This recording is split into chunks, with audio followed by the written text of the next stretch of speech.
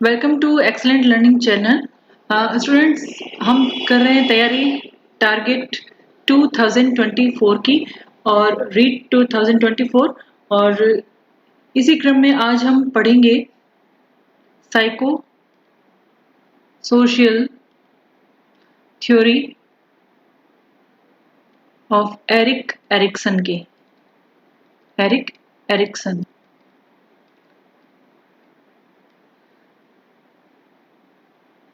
Students, बच्चों का जो सामाजिक और संवेगात्मक जो विकास होता है उस संदर्भ में खूब सारी थ्योरीज दी गई है, लेकिन दो थ्योरी बहुत इंपॉर्टेंट है।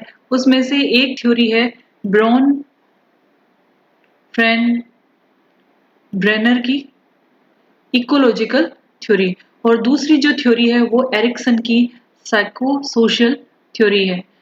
आज हम जो थ्योरी पढ़ने जा रहे हैं वो ब्रॉन फ्रेन ब्रेनर की तो नहीं है, लेकिन एरिक्सन की थ्योरी आज हम पढ़ेंगे। एरिक्सन ने साइकोसोशल थ्योरी दी थी और इनके अनुसार कोई भी व्यक्ति किसी भी अवस्था में, चाहे वह बच्चा हो, चाहे वह किशोर हो, चाहे वह एडल्ट हो, अपनी पहचान बनाने के लिए, उसकी पहचान को विकसित करने के लिए सामाजिक, सांस्कृतिक और संवेगात्मक और व्यक्तिगत विकास जो होता है वो समन्वित होता है, वो शामिल होता है। इन सब के विकास के साथ ही व्यक्ति की पहचान जो है वो विकसित होती है। पहचान के जो ईगो आइडेंटिटी है या पर्सनल आइडेंटिटी को विकसित किस प्रकार से किया जा सकता है, इस पर इन्होंने कार्य किया था। स्टूडेंट, जो एरिक्सन थे उनका पूरा नाम है एरिक होमबर्गर एरिक्सन, जिसे एरिक एच एरिक्सन भी कहते हैं। यह जर्मन साइको एनालिस्ट थे और यह सिगमंड फ्रायड से प्रभावित थे।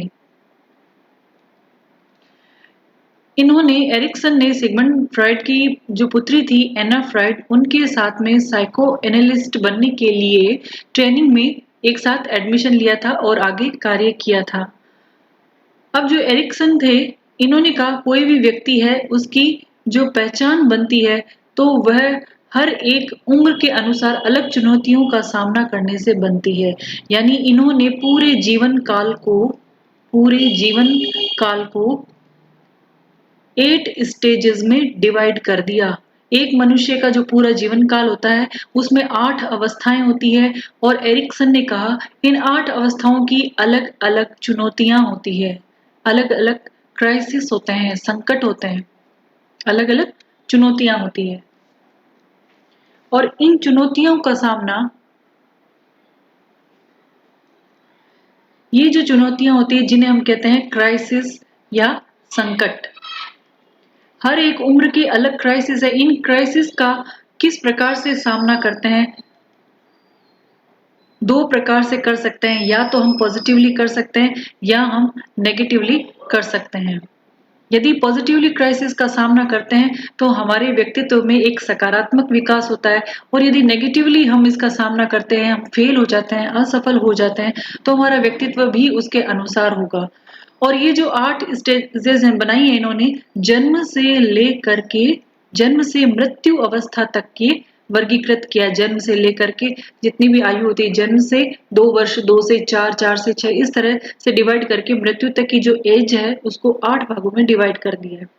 हर उम्र के जो हर एज है उसकी अलग चुनौतियां होती है। उन चुनौतियों का यदि सफलतापूर्वक सामना कर लिया तो वह सफल व्यक्तित्व तो होता ही है, लेकिन साथ ही जो अगली नेक्स्ट जो स्टेज होती है, नेक्स्ट स्टेज पर भी एक पॉजिटिव इम्पैक्ट पड़ता है। लेकिन यदि शुरुआत की जो एज है, जो अवस्था है, उसमें यदि नेगेटिवली चुनौतियों का सामना किया, फेल हो गया है, तो नेक्स्ट स्टेज भी उसकी खराब हो जाएगी या व्यक्तित्व का डेवलपमेंट नेगेटिवली ही होगा, अच्छे तरीके से नहीं होगा। तो स्टूडेंट्स, हम समझते हैं कि ये कौन सी 8 स्टेजेस हैं और उनके कौन से क्राइसिस हैं, और यदि पॉजिटिवली यदि चुनौती का सामना किया तो क्राइसिस का क्या इम्पैक्ट होने वाला है, नेगेटिव यदि उसका सामना किया है किसी चुनौती का, तो उसका उसके व्यक्तित्व पर, उस व्यक्ति के व्यक्तित्व पर क्या प्रभाव पड़ेगा भविष्य के अंदर। तो इसके बारे में स्टडी करते हैं। स्टूडेंट्स, एरिक्सन के बारे में जो क्वेश्चंस पूछे जाते हैं वो अक्सर ये होते हैं कि कितनी स्टेजेस हैं, कौन-कौन से स्टेजेस हैं, उनके नाम पूछ लिए जाते हैं और उनके अकॉर्डिंग जो एज है वो पूछ ली जाती है, उनकी क्राइसिस क्या है, पॉजिटिव इम्पैक्ट हो तो क्या इफेक्ट पड़ता है और नेगेटिव इम्पैक्ट हो तो क्या इफेक्ट पड़ता है, साथ ही इसका एजुकेशन का क्या रोल होता है, सबसे इम्पोर्टेंट बात। ठीक है, एरिक्सन जो महोदय थे उन्होंने 1963 में एक बुक लिखी थी और उस बुक का नाम था चाइल्डहुड एंड सोसाइटी। यह जो किताब लिखी है एरिक्सन ने, चाइल्डहुड एंड सोसाइटी, इस किताब के अंदर इन सभी 8 स्टेजेस और आइडेंटिटी फॉर्मेशन के बारे में, डेवलपमेंट के बारे में बताया गया है। एरिक्सन की जो थ्योरी है इसे साइको सोशल डेवलपमेंट भी कहते हैं, साथ ही लाइफ स्पैन डेवलपमेंट थ्योरी भी कहते हैं। क्यों कहते हैं लाइफ स्पैन? क्योंकि कंप्लीट लाइफ को अलग अलग स्टेजेस में डिवाइड करके उनमें डेवलपमेंट के बारे में स्टडी की थी, इसीलिए इसे लाइफ स्पैन डिपेंडेंट थ्योरी भी कहते हैं। तो अब चलते हैं हम आगे और देखते हैं कि वो कौन सी 8 अवस्थाएं हैं और किस प्रकार से उनमें साइको सोशल डेवलपमेंट होता है।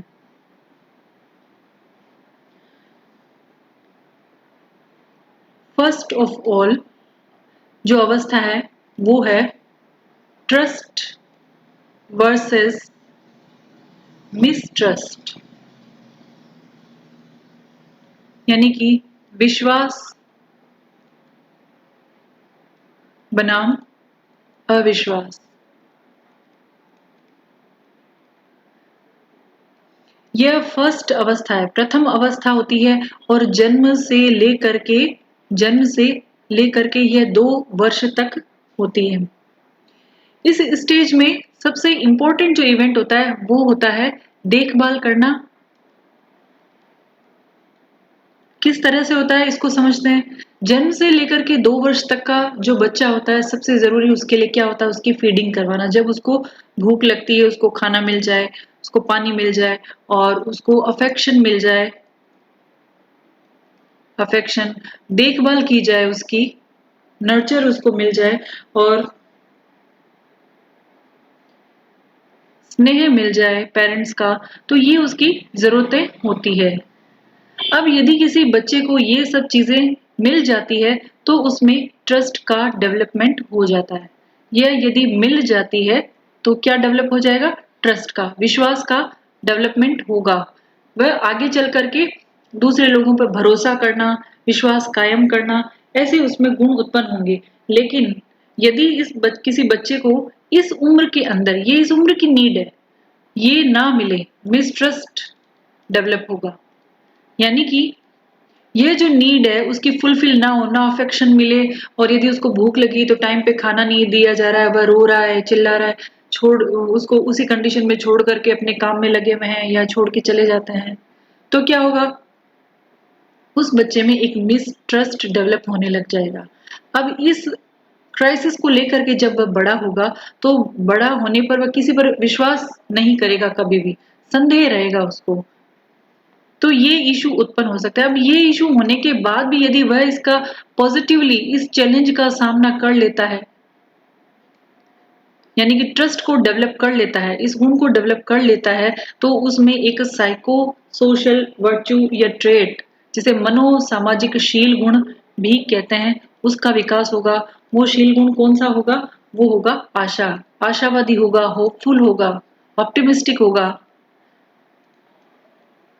विकट परिस्थितियों का सामना करने का हौसला भी उसके अंदर होगा। यह सब कब होगा? जब इस अवस्था में इस तरह की पेरेंटिंग उसको मिली हुई है, तब ये चीज डेवलप हो चुकी है। अभी यदि उसने नेगेटिवली उसको इस चैलेंज को लिया है या इस चैलेंज को लेकर के असफल हो गया है, तब उसमें निराशा उत्पन्न होगी, होपफुल नहीं होगा, नेगेटिव सोचेगा, संदेह करने के गुण जैसे जैसे वो बड़ा होगा, अपने साथियों के साथ संदेह करना, अपनी फैमिली में शक करना, इस तरह के गुण उसके अंदर उत्पन्न हो जाएंगे। तो आई थिंक ये समझ गए होंगे कि ट्रस्ट और मिसट्रस्ट का जो ये क्राइसिस है, यह कौन सी अवस्था में होता है और क्या मिलने पर नहीं होता है, और किस तरह से इसका पॉजिटिवली सामना किया जाए, तो कौन सा साइको सोशल ट्रेट डेवलप होता है और अगर ना हो तो क्या होता है। नेक्स्ट है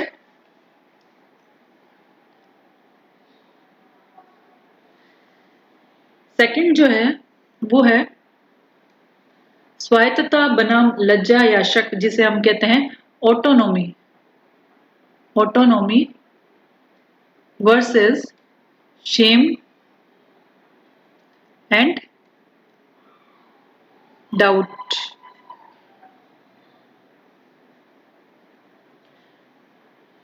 यानी कि स्वायत्तता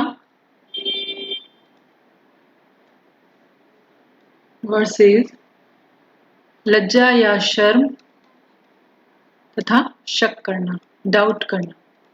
ठीक है, अब ये जो अवस्था है ये सेकंड स्टेज है, और कौन से उम्र के बच्चों में होती है? 2 से 4 वर्ष की उम्र के बच्चों को इसमें स्टेज में रखा गया, 2 से 4 वर्ष। इस उम्र के बच्चों में क्या परिवर्तन हम देखते हैं? जब उन्होंने ट्रस्ट और मिसट्रस्ट से वो निकल गए हैं उस स्टेज से बाहर, तो ये बच्चे क्या करते हैं कि हर काम अपना खुद करना चाहते हैं, आत्मनिर्भर होना चाहते हैं, किसी पर निर्भर नहीं रहना चाहते हैं। जैसे कि खुद खाना खाएंगे, अपने कपड़े भी खुद पहनेंगे, शूज खुद पहनेंगे, टॉयलेट सेल्फ जाना। तो ये जो टॉयलेट ट्रेनिंग होती है, ये इस स्टेज का एक इम्पॉर्टेंट इवेंट होती है। एरिक्सन ये कहते हैं कि यह जो सेकंड स्टेज होती है साइको सोशल डेवलपमेंट की, यह तब उत्पन्न होती है जब व्यक्ति के अंदर, जब बच्चा ये कार्य करता है और पेरेंट्स क्या करते हैं, उसको मोटिवेट करते हैं पॉजिटिवली, उसको प्रोत्साहित करते हैं ये कार्य करने के लिए, स्वयं करने के लिए उसकी सराहना की जाती है। तब उस बच्चे में कौन से गुण का डेवलपमेंट होता है? ऑटोनॉमी का, स्वायत्तता का, स्वतंत्रता का, अपनी पसंद से सही कार्य करने का गुण डेवलप हो जाता है। लेकिन यदि पेरेंटिंग नेगेटिव हुई, यानी कि बच्चे ने कोई खुद कार्य किया, उसको डांट पड़ी, उसको सजा मिली, उसको पनिश किया गया, तो क्या होगा? बच्चा आगे से वो काम करेगा नहीं, या करने से डरेगा, या उसे शर्म महसूस होगी, लज्जा महसूस होगी, या फिर वो अब जो काम वो खुद करेगा उसी पर ही वो शक करेगा, डाउट करेगा कि मैं ये कर सकता हूँ कि नहीं कर सकता हूँ, एक कॉन्फिडेंस नहीं बन पाएगा। तो इस उम्र के बच्चों में यदि इस प्रकार से उनको मोटिवेट नहीं किया जाए पेरेंट्स के द्वारा अपना काम खुद करने के लिए, या उनकी आलोचना की जाती है, या उनको सजा दी जाती है, तो यहाँ पर उनमें संदेह करने की प्रवृत्ति जो है वो आगे तक चलती जाती है। और यदि शुरू में पॉजिटिव उसकी पेरेंटिंग मिली है, अच्छा सा माहौल मिला है उसको, तो उनमें स्वतंत्र स्वायत्तता का गुण जो है वो विकसित हो जाता है। तो इस उम्र के बच्चों में ये 2 क्राइसिस होते हैं। अब यदि इस क्राइसिस का सामना वो पॉजिटिवली अगर कर लेता है, यदि इस क्राइसिस का सामना वो पॉजिटिवली कर लेता है, तो उसके अंदर विल पावर डेवलप हो जाती है, इच्छा शक्ति डेवलप हो जाती है। तो जिनमें विल पावर होती है, वे बच्चे बड़े होकर के आगे जा करके फ्री चॉइस यानी अपनी पसंद का कार्य करते हैं। साथ में उनमें सेल्फ कंट्रोल भी होता है, सेल्फ कंट्रोल भी होता है। लेकिन यदि इस ये जो क्राइसिस है उसका वो सामना करने में फेल हो जाते हैं, असफल हो जाते हैं, तो वो बच्चे क्या करेंगे? हर काम में शक करेंगे, उनको काम करने में शर्म या लज्जा महसूस होगी। तो इस तरह का व्यक्तित्व बन जाएगा वो भविष्य में जाके। और यदि पेरेंटिंग जो पॉजिटिवली मिली, उसको माहौल पॉजिटिव मिला है, तो वो आगे जाकर के एक अच्छी विल पावर वाला व्यक्ति बन जाएगा। तो किस प्रकार का व्यक्ति भविष्य में जा करके बनेगा, इसका इम्पैक्ट कहाँ पड़ रहा है? बचपन से ही पड़ रहा है, हर एज में एक इम्पैक्ट पड़ रहा है। हर एक एज से पता चल रहा है कि किस तरह की पेरेंटिंग हुई है कि आगे जाकर के हमारा व्यक्तित्व इस तरह का बना है। नेक्स्ट स्टूडेंट है थर्ड जो है वो है इनिशिएटिव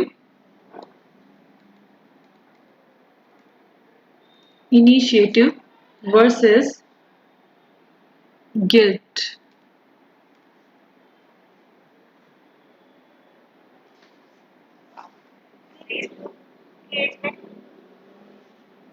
अब इसे हम कह सकते हैं पहल बनाम दोष, पहल वर्सेस दोष। कौन सी एज है ये एज है थर्ड स्टेज है, थर्ड स्टेज है। और कौन सी उम्र के बच्चे आते हैं इसमें? 4 से 6 वर्ष तक के बच्चे। ये बच्चे होते हैं प्री स्कूल स्टेज के बच्चे होते हैं, अर्ली चाइल्डहुड होता है, अर्ली चाइल्डहुड होता है। इस स्टेज में जो होता है सबसे इंपॉर्टेंट इवेंट क्या होता है? एक्सप्लोर करना, खोज करना, ढूंढना, अन्वेषण करना। इस उम्र के जो बच्चे होते हैं ना, 4 से 6 साल के बच्चे, हमने अपने घर में या आसपास कहीं देखे होंगे, तो उनमें हमने देखा कि क्यूरियोसिटी बहुत होती है, बहुत क्यूरियस होते हैं वो बच्चे, वो जानना चाहते हैं हर चीज के अंदर क्या है, कोई चीज कैसे बनी है, कैसे दिखती है, क्यों है। तो ये जिज्ञासा उनमें होती है, इस जिज्ञासा के कारण ही वो हर चीज का क्या करते हैं? एक्सप्लोर करते हैं, उसके बारे में जानने का प्रयास करते हैं, अन्वेषण करने का प्रयास करते हैं। अब ये जो बच्चे इस उम्र के हैं, ये प्रवृत्ति उनमें नैसर्गिक होती है। अब पेरेंटिंग या उनको एनवायरनमेंट किस प्रकार का मिल रहा है, उस पे उनका पर्सनैलिटी डिपेंड करने वाला है। यदि पेरेंटिंग जो है वो पॉजिटिव मिली, यानी कि इनकी जो एक्सप्लोर करने की प्रवृत्ति है उसको कोऑपरेट किया गया, उसको मोटिवेट किया गया, उसकी सराहना की गई, वैसा ही पॉजिटिव एनवायरनमेंट अगर बच्चे को मिला है तो उस बच्चे के अंदर हर कार्य में एक पहल करने का गुण विकसित होगा, इनिशिएटिव लेने का गुण उत्पन्न हो जाएगा। ठीक है। और यदि नेगेटिव माहौल मिला, यानी यदि बच्चे ने एक्सप्लोर किया, अगर उसको खिलौना दिया उसने तोड़ दिया, तो उसको सजा दी गई है, पनिश किया गया है, उसको डांट पिलाई गई है, तो क्या होगा? बच्चा आगे से वो कार्य करेगा नहीं, एक्सप्लोर कुछ करेगा नहीं ना, क्यूरियोसिटी भी उसकी कम हो जाएगी या खत्म हो जाएगी। तो वो बच्चा कैसा होगा? गिल्ट करने वाला, अपने आप को ही दोष देने वाला होगा, हर कार्य में अपने आप को ही वो गलत ठहराएगा। तो यहाँ पर यह जो गिल्ट फीलिंग क्यों उत्पन्न हो रही है बच्चे के अंदर? क्योंकि उसकी पेरेंटिंग कैसी हो रही है? नेगेटिव हो रही है। ठीक है। तो अब इस उम्र के जो बच्चे हैं 4 से 6 साल के, उनको अगर इस गुण के लिए पॉजिटिव पेरेंटिंग मिली है तो वो बड़ा होकर के इनिशिएटिव व्यक्तित्व वाला व्यक्ति बनेगा, यानी कि हर काम में पहल करना, पॉजिटिव कार्य करना, साहस होना, ये गुण उसके अंदर विकसित होंगे। लेकिन यदि उसके 4 से 6 वर्ष की उम्र में इन गुणों में नेगेटिव पेरेंटिंग मिली है, तो वो भविष्य में जाकर के हर चीज में गिल्ट फील करने वाला, गिल्ट फीलिंग करने वाला व्यक्ति, पर्सनैलिटी बनेगा और किसी भी काम में पहल करने से वह डरेगा। ठीक है। अब यदि कोई बच्चा है, ये इस तरह के क्राइसिस को पॉजिटिवली अगर पार कर लेता है, पॉजिटिवली कर, मतलब ये मिल रहा है उसको नेगेटिव पेरेंटिंग, फिर भी पॉजिटिवली अपने व्यक्तित्व का डेवलपमेंट कर लेता है, इनिशिएटिव उसका गुण डेवलप हो जाता है, तो उसका व्यक्तित्व कैसा बनेगा? पर्पजिव बनेगा। पर्पज यानी उद्देश्यपूर्ण होगा, goal oriented, goal oriented behaviour develop हो जाएगा। यानी कि जब वह बड़ा होगा तो उसका हर कार्य गोल ओरिएंटेड होगा, उद्देश्यपूर्ण होगा, अनुद्देश्य वाले कार्य वह नहीं करेगा। तो इस तरह का उसका व्यवहार बनेगा। तो इसका मतलब क्या हुआ? ये जो उम्र के बच्चे हैं, 4 से 6 साल के बच्चे हैं, उनमें यदि पॉजिटिव पेरेंटिंग मिली तो इनिशिएटिव व्यक्ति बनेगा, और नहीं मिला तो वह गिल्ट व्यक्तित्व वाला व्यक्ति बनेगा। लेकिन यदि इस क्राइसिस का पॉजिटिवली उसने जो है वो पार कर लिया, तो वो पर्पजिव बनेगा, गोल ओरिएंटेड बिहेवियर वाला बनेगा। तो स्टूडेंट्स, ये थी थर्ड स्टेज, और नेक्स्ट है फोर्थ स्टेज। फोर्थ स्टेज है परिश्रम बनाम हीनता या इंडस्ट्री वर्सेस इंफीरियोरिटी। इंफीरियोरिटी, परिश्रम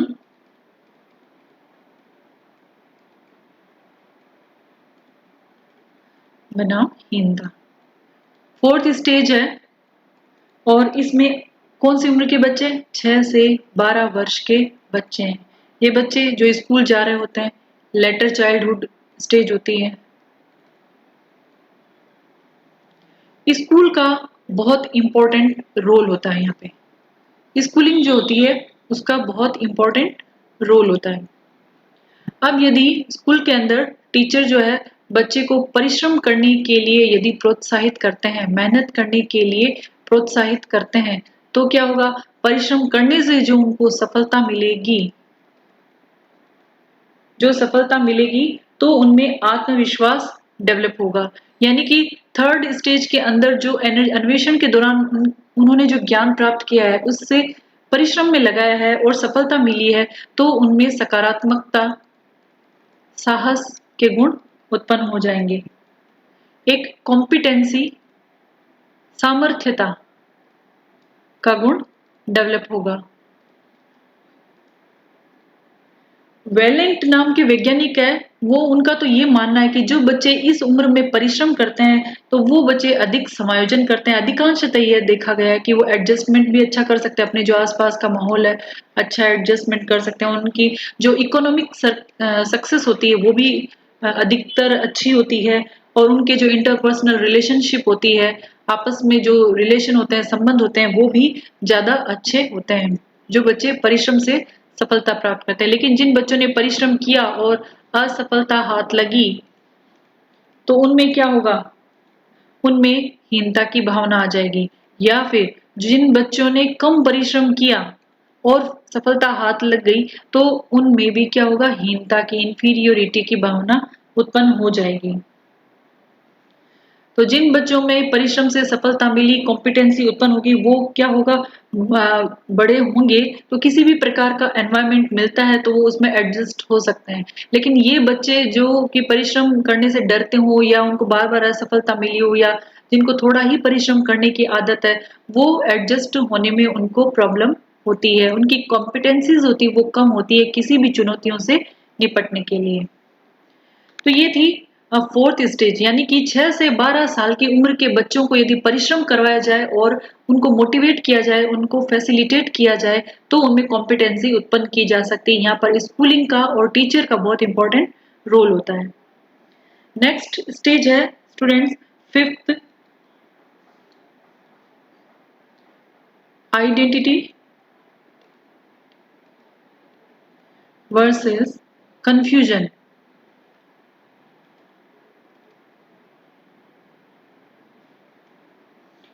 यानी कि बनाम पहचान बनाम संभ्रांति या भ्रांति। कौन सी स्टेज है, फिफ्थ स्टेज है। उम्र कौन सी है, 12 से लेकर के 18 वर्ष के जो बच्चे हैं, जो एडल्ट है, वो इस स्टेज के अंदर आते हैं। किशोरावस्था होती है, एडोलेसेंस होता है इसके अंदर, ये बच्चे होते हैं। अब ये जो बच्चे होते हैं इस एज के, किशोरावस्था के जो बच्चे होते हैं, उनमें यह जानने की बहुत ज्यादा उत्सुकता होती है अपने बारे में, एक अपनी पहचान बनाने के बारे में, कि वे कौन है, कहाँ से आए हैं, वे कौन है, उन्हें क्या करना है, भविष्य में क्या करियर चूज करना है, और अपने पेरेंट्स से अलग होकर के किस प्रकार से वो अपनी आइडेंटिटी बना सकते हैं, है ना, और जिंदगी में क्या करना है, जिंदगी कहाँ जा रही है। इस तरह के क्वेश्चंस जो होते हैं उनको जानने के प्रति उत्सुक रहते हैं। अब यदि इस तरह की जो अन्वेषण है उसको करने में वो सफल रहते हैं, तब क्या होगा, इन भूमिकाओं के बारे में यदि अन्वेषण करने में वो सफल रहते हैं, तो क्या होगा, उनमें फिडेलिटी का गुण डेवलप होगा। यानी कि वो पहचान बनाने में कामयाब हो सकते हैं। लेकिन यदि वो ऐसा अन्वेषण नहीं कर पाते हैं, तो वो क्या रहेंगे, वो कंफ्यूज रहेंगे, कोई डिसीजन ले ही नहीं पाएंगे। अब इस क्राइसिस का यदि सफलतापूर्वक उन्होंने सामना किया, इस चुनौती का सामना किया, और फिर भी इतना कंफ्यूज रह करके भी वो अपनी आइडेंटिटी, पहचान खोज लेते हैं, तो क्या होता है, उनमें कर्तव्य परायणता का गुण उत्पन्न हो जाता है। ये एक मनोसामाजिक विशेषता होती है। फिडेलिटी का गुण जो है वो डेवलप हो जाता है। यानी कि ऐसे जो बच्चे होते हैं जिनको 12 से 18 वर्ष की उम्र में अपनी पहचान का अन्वेषण करने में वो सफल रहते हैं, अगर क्राइसिस आते भी हैं तो भी वो अपने एफर्ट लगा करके, अपनी कोशिशें लगा करके भी वो अपनी आइडेंटिटी ढूंढ लेते हैं, तो उनमें एक गुण डेवलप हो जाता है जिसे हम कर्तव्य परायणता या फिडेलिटी कहते हैं। और ये जो बच्चे और आगे भविष्य में जैसे जैसे इनकी उम्र बढ़ती है, ये गुण उनमें किस में कन्वर्ट हो जाता है, वो समाज के जो नियम होते हैं, समाज के नियम हैं और आदर्श है, उसके हिसाब से ही व्यवहार करते हैं। अपनी ड्यूटी को, अपनी रेस्पॉन्सिबिलिटीज को निभाना, ये गुण उनमें पाया जाता है क्योंकि यहाँ पर उनको पॉजिटिव माहौल मिला है, उन्होंने पॉजिटिव कार्य किया है। तो इस तरह से हर एक एज ग्रुप का एक अलग क्राइसिस चुनौती होता है। उसको अगर पॉजिटिवली अगर सामना कर लिया है तो उसी तरह से उसके व्यक्तित्व का निर्माण होगा और उसका असर भविष्य में भी पड़ेगा। सिक्स्थ जो स्टेज है वो है इंटीमेसी। Intimacy versus isolation. घनिष्ठता बनाम अलगाव। अलग रहना, अकेले रहना, उसे हम अलगाव कहते हैं। ठीक है, और ये हो गई सिक्स्थ स्टेज। कौन सी उम्र के लोग आएंगे इसके अंदर? 18 से लेकर के 40 वर्ष तक के। तो इस उम्र के जो लोग होते हैं उनमें क्या होता है कि एक दूसरे के साथ रिलेशन बनाना, पॉजिटिवली घनिष्ठ रूप से रिलेशन बनाना, अपने आप को समर्पित करना, ये जो गुण होता है, ये जो हैबिट होती है, ये इनके अंदर पाया जाता है। अब जिन व्यक्तियों में यह जो गुण होता है वो पॉजिटिवली डेवलप होता है, चाहे वो घरेलू माहौल से मिले उन्हें, चाहे वो अपने आप से ही मिले, यानी कि पॉजिटिवली रिलेशंस बनाए हैं, समर्पण उनके अंदर है, वो रिश्तेदारों से, अपने दोस्तों से एक घनिष्ठ रिलेशन बनाए हुए हैं, तो क्या होगा, उनके अंदर इंटीमेसी यानी घनिष्ठता डेवलप हो जाएगी। लेकिन जो व्यक्ति इस तरह के रिलेशन नहीं बना पाता है, समर्पण उसमें नहीं होता है, तो धीरे धीरे क्या होगा, वो अकेले रहने लग जाएगा और इसमें आइसोलेशन डेवलप हो जाएगा। अब ये जो व्यक्ति होता है आइसोलेट, वो रहना तो नहीं चाहता, इंटीमेसी चाहता है, लेकिन यदि अपने एफर्ट से, अपने प्रयास के द्वारा इस चुनौती को वो पार कर लेता है, इस क्राइसिस को वो पार कर लेता है पॉजिटिवली एफर्ट्स लगा करके, तो उसके अंदर एक साइको सोशल ट्रेट डेवलप हो जाएगा जिसे हम कहते हैं लव। अब उसमें यदि लव का या प्यार का जो साइको सोशल वर्चू है ये डेवलप हो गया, तो क्या होगा, वह भविष्य में या वह अपने साथी के साथ, अपने जीवन साथी के साथ, परिवार वालों के साथ ईमानदारी से जीवन जिएगा, वफादारी करेगा, धोखा नहीं देने वाला होगा। तो ये व्यक्ति कैसे हुआ, जब इस उम्र के अंदर उसके अंदर ये गुण पाए गए और उसका पॉजिटिवली डेवलपमेंट हुआ, तब वह इस तरह का व्यक्ति बना। लेकिन यदि वह आइसोलेट ही रहा, अपने जो भी एफर्ट्स लगाए उसके अंदर वह फेल हो गया, तो क्या होगा, तो वह दूसरों को लव देने में और दूसरों का लव लेने में वह कभी नहीं ले पाएगा, वह असमर्थ रहेगा। तो ये तो इस उम्र का क्राइसिस था, इस उम्र में क्या चाहिए। लेकिन अब आता है सेवंथ स्टेज। सेवंथ स्टेज जो है वो है जनरेटिविटी वर्सेस स्टेग्नेशन। स्टेग्नेशन यानी कि उत्पादकता। स्टूडेंट्स आप चाहें तो इन सबको नोट कर सकते हैं जिससे कि हमारे रिवीजन में काम आए, क्योंकि ये जो थ्योरी आज पढ़ाई जा रही है कंप्लीट एरिक्सन की थ्योरी है और जितने भी क्वेश्चंस बनेंगे इस थ्योरी को यदि हमने समझ लिया तो सारे क्वेश्चंस हम सॉल्व कर सकते हैं। तो ये सेवेंथ स्टेज है जनरेटिविटी वर्सेस स्टैग्नेशन बनाम स्थिरता। ये सेवेंथ स्टेज है। उम्र कौन सी है इसके अंदर, 40 वर्ष से लेकर के 65 वर्ष तक के लोगों के सामने, इस उम्र के लोगों के सामने ये क्राइसिस आके खड़ा हो जाता है कि वो अपनी जो जनरेशन है, जो नेक्स्ट जनरेशन है, जो बच्चे हैं, उनको क्या दे सकते हैं, उनको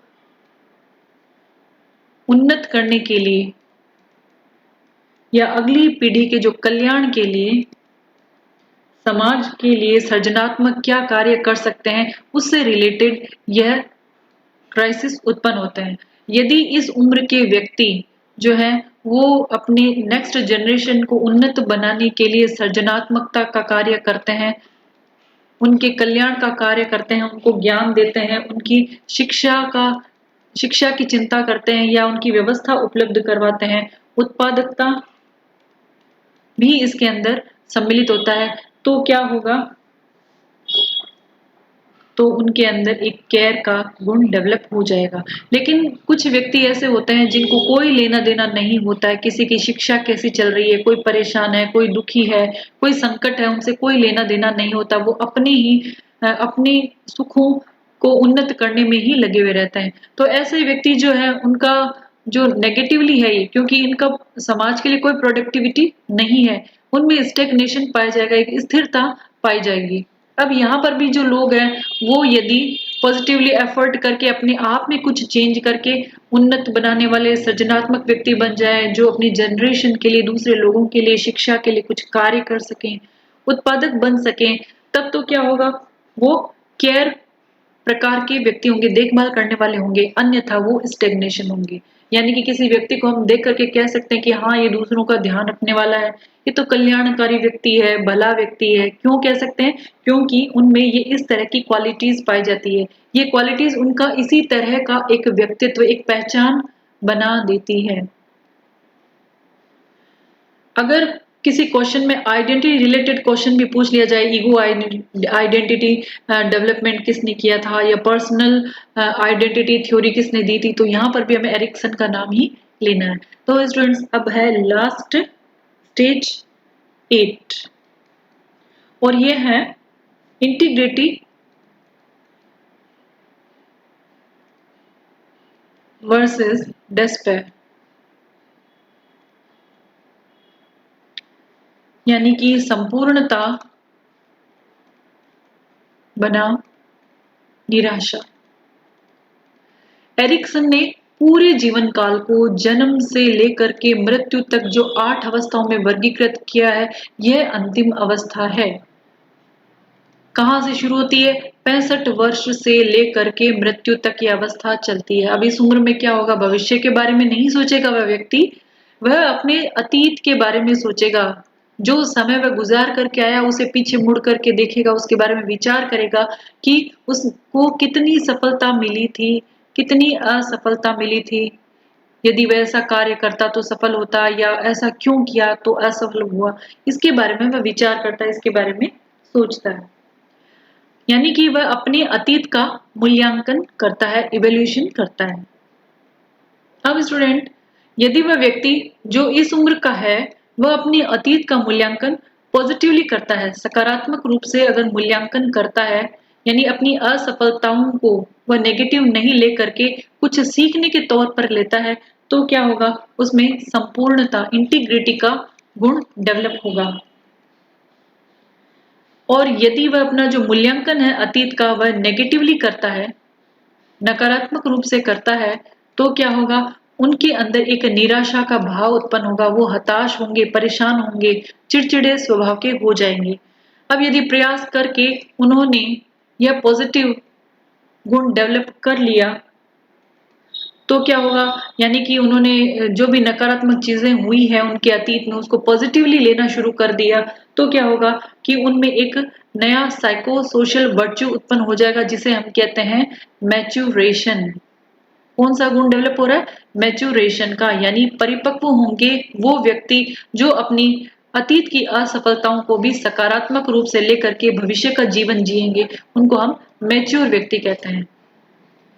ठीक है, तो ये 65 साल से लेकर के मृत्यु तक के जो इस उम्र का ये क्राइसिस होता है कि वो अपने पीछे के जो जीवन है उसके बारे में मूल्यांकन करने लग जाता है, ये सही किया मैंने, ये गलत किया, या मैंने ऐसे किया होता तो ज्यादा बेहतर होता, मैंने वो मौके क्यों छोड़ दिए। तो इस तरह का इवेल्यूशन यदि नेगेटिवली करेगा तो वह कैसे हो जाएगा, निराश रहेगा, दुखी हो जाएगा, चिड़चिड़ा हो जाएगा, और यदि पॉजिटिवली किया कि हाँ वो अगर मुझे मेरा वो काम नहीं हुआ या मैं असफल हुआ तो मुझे उससे सीखने को मिला, तो यहाँ पर हमें इंटीग्रिटी का जो गुण है वो डेवलप होगा, जिससे कि हम मैच्योरेशन की तरफ बढ़ेंगे, हम एक मैच्योर व्यक्ति बन पाएंगे।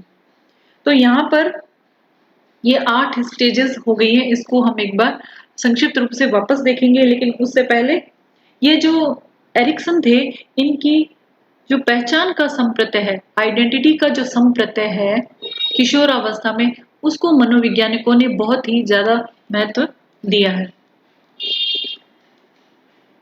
अब एरिक्सन की ये जो थ्योरी है, यह जो साइकोसोशल थ्योरी है, इसके कुछ एजुकेशनल इम्प्लीकेशंस भी है, एजुकेशनल इम्प्लीकेशंस भी है। ये हमारे लिए बहुत इंपॉर्टेंट है, इसमें से क्वेश्चन जरूर आ सकते हैं, तो ये भी पढ़ना जरूरी है और बहुत सिंपल है। इसके अनुसार एरिक्सन ये कहते हैं कि जो छोटे बच्चे होते हैं उनमें पहल जो वो करते हैं, इनिशिएटिव करते हैं, तो उसको बढ़ावा देना चाहिए, यानी कि उनमें जो एक्सप्लोर करने का जो गुण है, उनकी जो उत्सुकता है उसको सैचुरेट करना बहुत जरूरी है। एक्सप्लोर की प्रवृत्ति को बढ़ावा देना चाहिए, उसको मोटिवेट करना चाहिए, उनकी कल्पना शक्ति को बढ़ावा देने वाले कार्य उनसे करवाए जाने चाहिए, जिनसे उनका जो कॉग्निटिव डेवलपमेंट हो सके। तो ये एजुकेशन के द्वारा किया जा सकता है। और दूसरा ये है कि जो प्राइमरी स्कूल के बच्चे होते हैं, प्राइमरी स्कूल के बच्चे हैं, उनमें जो परिश्रम का जो भाव होता है, 6 से 12 वर्ष के हैं, उनमें जो परिश्रम का भाव होता है उसे डेवलप करना चाहिए। इंडस्ट्री का जो भाव होता है उसको डेवलप करने में टीचर्स का रोल बहुत इंपॉर्टेंट है। उनको मोटिवेशन देना चाहिए बच्चों को, जिससे कि वो इससे सफलता प्राप्त करेंगे और उनमें कॉन्फिडेंस आएगा। नेक्स्ट है कि जो अब इस उम्र के बाद में जो एडोलेसेंस की उम्र होती है, किशोरावस्था की उम्र जो होती है, वहां पर उनकी पहचान अन्वेषण यानी कि आइडेंटिटी को एक्सप्लोर करने में उनकी मदद करनी चाहिए। यदि वो ऐसे प्रश्नों का जवाब चाहते हैं जिनसे उनकी पहचान निर्धारित हो, तो वहां उनकी मदद की जा सकती है, उन्हें फैसिलिटेट किया जा सकता है। उनके जो बहुआयाम होते हैं उन पक्षों का विकास करने के लिए उनसे लेख भी लिखवाए जा सकते हैं, जिससे उनके जो मन की बातें हैं, जो वो बनना चाहते हैं, उन वो चीजें सामने आ सके। नेक्स्ट है, ये सभी एजुकेशनल इम्प्लीकेशंस हैं। और नेक्स्ट फोर्थ जो है, चाहे टीचर हो चाहे उनके स्टूडेंट हो, टीचर अपने लिए भी और स्टूडेंट के लिए भी यह प्रयास करे कि उन बच्चों के अंदर या खुद में एक इंटीमेसी का जो क्वालिटी है वो डेवलप हो सके।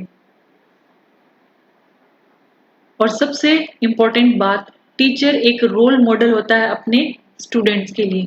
तो टीचर को भी अपने अंदर उन गुणों का एक, जैसे कि इनिशिएटिव लेने का, कोई काम आगे बढ़ करके करने का, पहल करने का, किसी पर विश्वास करने का, विश्वास करके कार्य को आगे बढ़ाने का, मेहनत करने का, ये गुण होने चाहिए। सकारात्मकता, साहस, ये गुण होंगे तो वो बच्चों के लिए एक रोल मॉडल का काम करता है। बच्चे उनसे देख करके सीखते हैं और उनके डेवलपमेंट में, पर्सनैलिटी डेवलपमेंट में ये बहुत इंपॉर्टेंट रोल प्ले करता है। तो ये शैक्षिक उनके इम्प्लीकेशंस हैं। एक बार समराइज कर लेते हैं हम जल्दी से, एरिक्सन की थ्योरी क्या है। एरिक्सन एक जर्मन साइकोएनालिस्ट है और 1963 में एक बहुत इंपॉर्टेंट बुक लिखी थी, चाइल्डहुड एंड सोसाइटी। इसके अंदर उन्होंने जो जन्म से लेकर के मृत्यु तक की 8 स्टेजेस, 8 अवस्थाएं बताई है, 8 अवस्थाएं, ठीक है। और 8 अवस्थाओं के लिए बताया है कि अलग अलग चुनौतियां होती है, क्राइसिस होती है। उस क्राइसिस का यदि पॉजिटिवली वह सामना कर लेता है बच्चा, तो उसका सकारात्मक व्यक्तित्व बनता है। नेगेटिवली यदि करता है या फेल हो जाता है तो उसका व्यक्तित्व नकारात्मक बनता है। और इन सब का असर अगली स्टेजेस में पड़ता है, भविष्य में वैसा ही जाकर के उसका व्यक्तित्व बनेगा। अब जो हमने फर्स्ट स्टेज पढ़ी थी, फर्स्ट स्टेज कौन सी थी? विश्वास बनाम अविश्वास, विश्वास वर्सेस अविश्वास, ठीक है। और इसके अंदर कौन से बच्चे थे? जन्म से लेकर के 2 वर्ष तक के बच्चे थे जिनमें ट्रस्ट का डेवलपमेंट हो जाता है, तो उनमें कौन से गुण का विकास होता है? होप का, आशा का विकास होता है। और सेकंड स्टेज थी स्वायत्तता वर्सेस लज्जा या शक। यह अवधि कहां से कहां तक होती है? 2 से 4 वर्ष तक की होती है। जिन बच्चों को स्वतंत्रता दी जाती है, उनमें मोटिवेशन दिया जाता है अपने कार्य करने के लिए, तो उनमें स्वायत्तता का गुण विकसित होता है। लेकिन जिन बच्चों को अपने कार्य खुद करने में आत्मनिर्भर होने पर उन्हें डांटा जाता है, नेगेटिव माहौल दिया जाता है, तो उन्हें अपने कार्य करने में भी शक उत्पन्न होने लगता है। अब यदि इस क्राइसिस का वो पॉजिटिवली सामना करने लग जाता है, तो उस बच्चे के अंदर आगे चल करके विल पावर डेवलप होती है। वह कोई भी कार्य अपना सेल्फ कंट्रोल करते हुए स्वतंत्र रूप से कर सकता है। तो फर्स्ट स्टेज में क्या डेवलप हुआ पॉजिटिवली, अगर डेवलपमेंट हुआ तो होप, और सेकंड के अंदर विल पावर।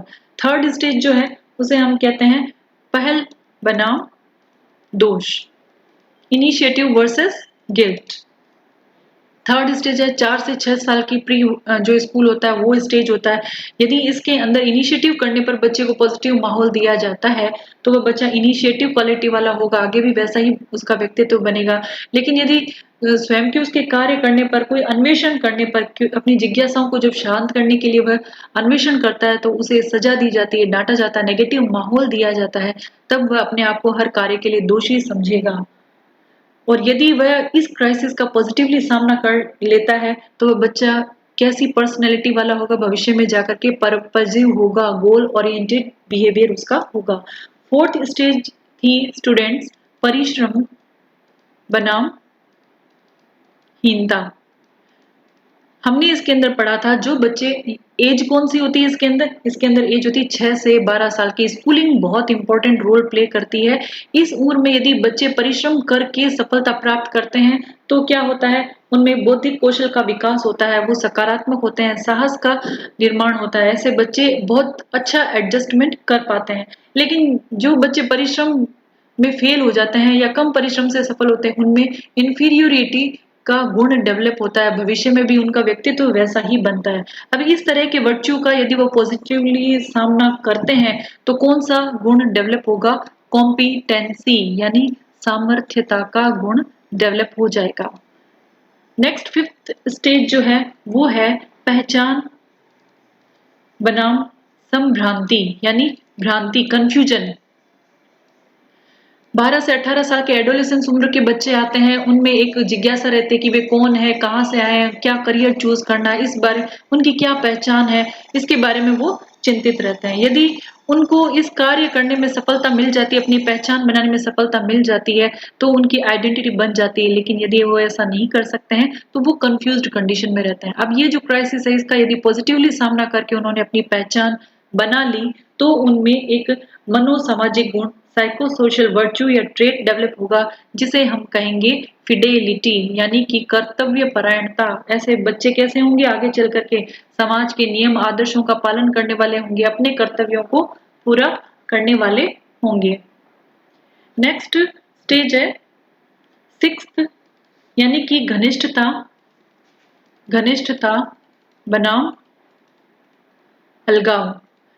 कौन सी उम्र के लोग हैं ये हैं 18 से लेकर के 40 साल की उम्र के जो लोग होते हैं, उनमें यदि उनके जो रिलेशंस है उनमें घनिष्ठता पाई जाती है, उनमें समर्पण पाया जाता है, उनके लिए वफादार होते हैं, तो इंटीमेसी यानी घनिष्ठता का गुण डेवलप होता है। और जो व्यक्ति जो है उनके रिलेशंस अच्छे नहीं होते हैं या जिनमें नकारात्मक भाव होते हैं या समर्पण नहीं होता, तो वो अलग थलग रहने लग जाते हैं, अकेले रहते हैं, निराश रहते हैं।